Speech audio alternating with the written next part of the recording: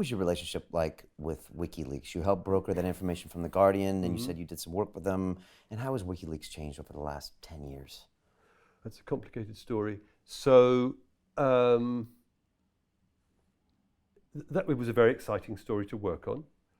I had read a news story in The Guardian, this is June 2010, that said that the Pentagon CID had arrested this soldier who was then known as Bradley Manning and accused him of giving this truckload of secrets, well, this huge electronic truckload of secrets, to this guy, Julian Assange from WikiLeaks. I had heard of Julian and WikiLeaks, but he was absolutely not well known then as he is now. And my first reaction was to feel a bit irritated because I told you I'd written that book, Flat Earth News, and we talked in there about journalism, recycling unchecked secondhand material. I thought, why have we published this story saying they've arrested somebody without following it up? The point is not that some poor soldier has been arrested for doing this. The point is that there's a truckload of secrets out there somewhere, apparently in the hands of this Julian Assange guy. So this was in the middle of the phone hacking story, but it had gone quiet for various reasons. So I decided to try and track down Julian, and it took 3 or 4 days. I found he was in Brussels. I went to see him, and this was really exciting. Julian is a very, very clever, likable guy. And I went with our Brussels correspondent from The Guardian, Ian Traynor. The two of us sat down in a cafe with Julian, and Ian had to leave after a while, but I ended up talking to poor old Julian for 6 hours. And the conversation began very simply. Is it right you've got all these secrets? Yes. So what have you got? So he says, well, I've got the complete archive of every single US military operation in Afghanistan since they went in there in October 2001. I went, holy moly. And what else? He said, well, I've got the complete archive of every US military operation that they've conducted in Iraq since they went in there in March 2003. Holy fuck. What else you got? Well, there's a huge archive of cables that have been exchanged between American embassies all over the world and the US State Department in Washington, D.C., and that goes back to 1966. It's truth. And I've also got all the personal files of everybody in the detention facility in Guantanamo. So this is, we subsequently called it the biggest leak in the history of the world. It was. I think Ed Snowden may since have beaten it, but this was just astonishing. And he's sitting there and he's very mild-mannered and cool, and he's just saying, yeah, I've got all this stuff. So then we talked about what to do about it, and I had this vague idea on the train going out to Brussels that I couldn't just go up to him and say, I'm a greedy reporter from the mainstream, give me a story. That I had to somehow help him to get across his point. And so I had thought and made notes about the idea of trying to set up an alliance between The Guardian and other newspapers who might be sympathetic, the New York Times, Le Monde, El País. And we fastened onto the idea, which he got very, very quickly, of The Guardian and the New York Times working together. Because you may know that in London, media law is very restrictive. We don't really have what you should call a free press. Whereas in the States, the First Amendment is fantastically important.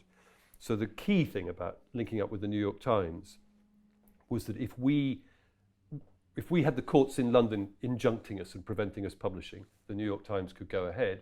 And if the courts knew that the New York Times were going to go ahead, they would be that much less likely to injunct us.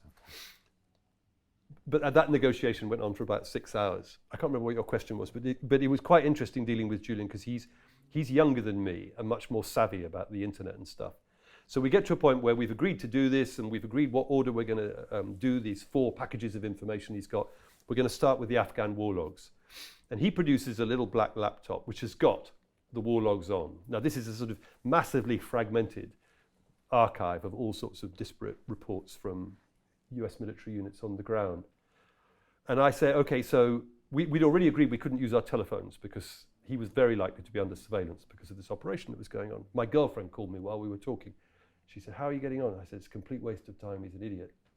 Which wasn't true, but we just needed to be heard saying that. So I said, okay, I'll go back to the UK tomorrow on the first train and I'll take this with me. He said, oh, no, you don't. You do that, if you get stopped by customs, they're going to take it. So he was much more sophisticated than me. So he said, here's what we do. Tomorrow when you get back to the UK, I will set up a website. The website will only be online for an hour or two. I will post all of this material onto that website. and you will have a password. And so he took a napkin out of one of those little silver containers in the middle of the table, and he did doodles around some of the letters and words on the napkin. He said, right, you put that in your pocket, and you go back, and I will tell you when it's all up online, you use that password, you take it down on your side, I take the website offline. It's only there for an hour or two. Okay, it's agreed. And if you get stopped by customs as you're going back to the UK tomorrow, they'll find a napkin in your pocket and think it's for blowing your nose. And so that was how it was done. So I'm just saying he was a lot more savvy than me. And that's what you did. And that's what we did. And in fact, I didn't get stopped. And yes, and then he stuck it up online. I downloaded it. He took it off online. And then we started working on it. So all that was very exciting. And I think what made it more than merely exciting, but to feel important, was that it was clear that Bradley Manning, as he was then known, had leaked this material to Julian because it was important. It contained all sorts of things which, as Manning put it at the time, the people of the world ought to know what is going on in Afghanistan and Iraq, what American diplomats around the world really do get up to, what's really going on in Guantanamo. So it felt like we were really doing something important. And so I went back to The Guardian. My editor, Alan, talked to the editor of the New York Times, who sent across a reporter.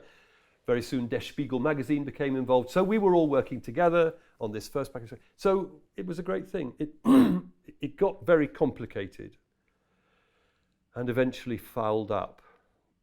I don't know. The first thing that went wrong was this. We were working in great secrecy.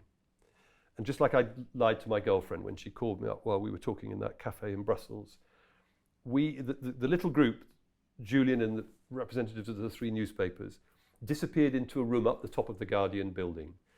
And we came up with a false cover story as to what we were doing in there. So we were lying to our colleagues and to our friends and to our family. Nobody could know what we were doing. And that was primarily because of the risk of the Americans going to court in London and injuncting us, which is a very serious risk.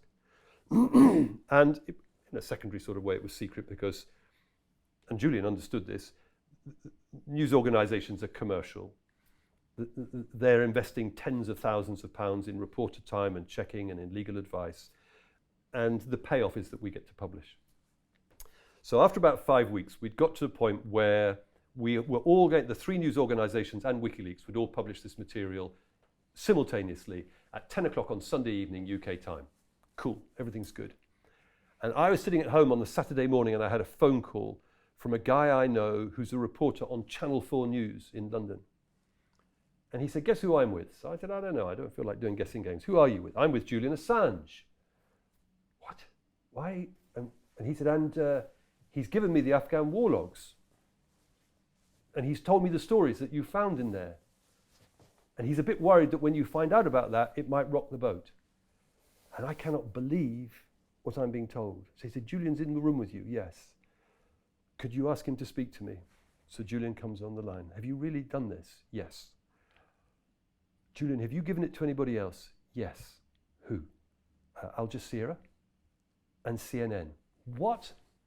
He says, I've told them to wait until you publish tomorrow evening. Why would you trust them? He says, don't worry, you can trust them. I am worried. And I can remember saying to him the exact words. And I said, why have you done this? And he said, it was always part of our agreement that I would do this. Now, that was scary, because if he said that to you, it would make sense. You don't know.